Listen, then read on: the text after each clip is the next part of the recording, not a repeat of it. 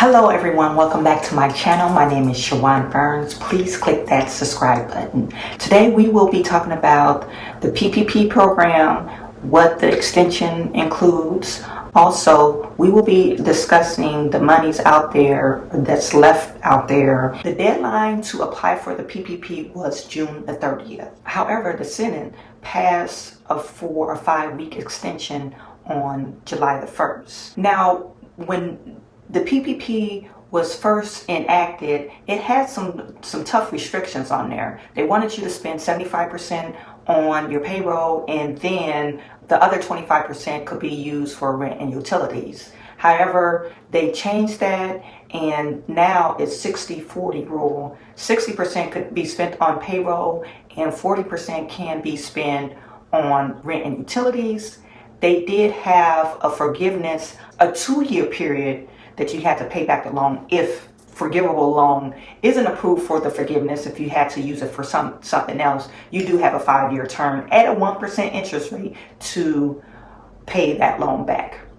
And they're giving it a 6 months forbearance. Your first installment needs to be met. Okay, how much money do they have left on the PPP? There is $134 billion left in the PPP fund. I encourage you to apply for the PPP loan, especially if you are a contract, a 1099 employee, a sole proprietor employee, and you receive cash payments. You could really take advantage of this loan, because as long as you have receipts going to your bank account, even cash payments going into your bank account, that's all you need to prove how much your salary was over the year. It looks like by the NAICS code, about 13% is going to healthcare facilities or healthcare sectors.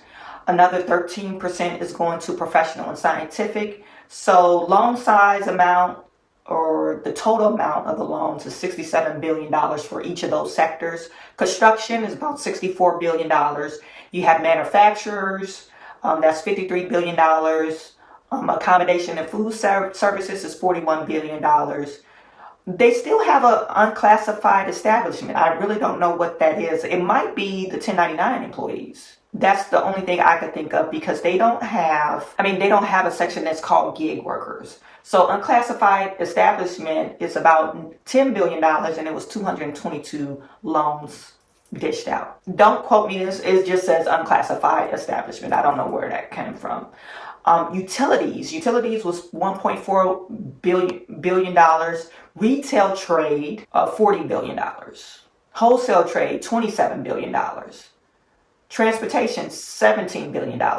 Real estate, $15.5 billion. Real estate is about 3% of the monies dished out. Educational services, $11.9 billion. And I'm assuming, because you couldn't be a government facility applying for this, so I'm assuming these are private establishments. Agriculture is $7.8 billion. It's about 136,000 loans out there.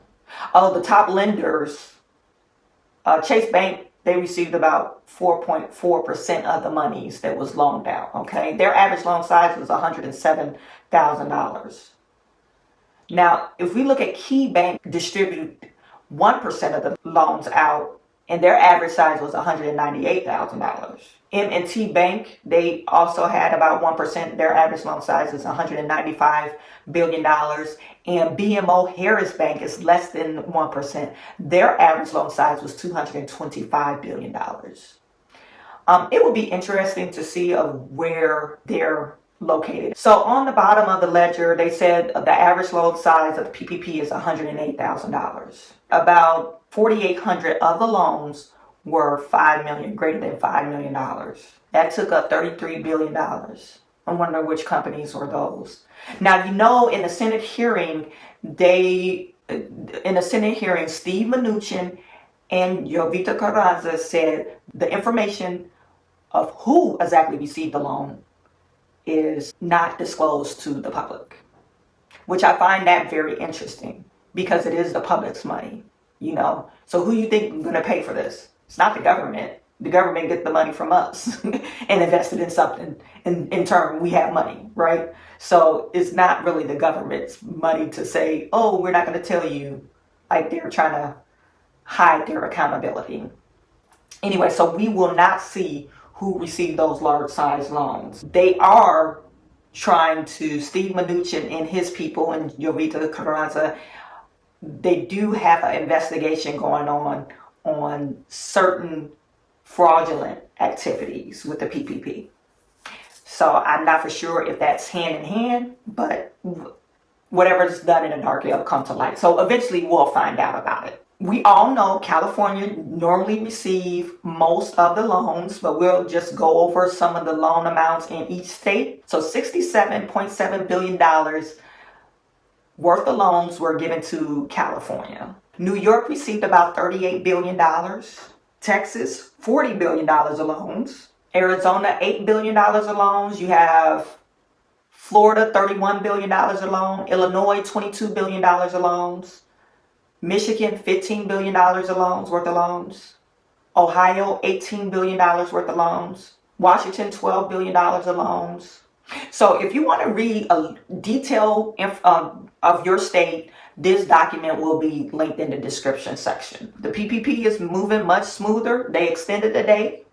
It's to August the 8th to take advantage of the PPP. They shut us down again in some of the southern states. I know the bars are being shut down. So hopefully you guys can read up on the PPP if you need it. Hopefully. So I really appreciate you guys for watching my video. I am sending all my good to you, and I will talk to you soon.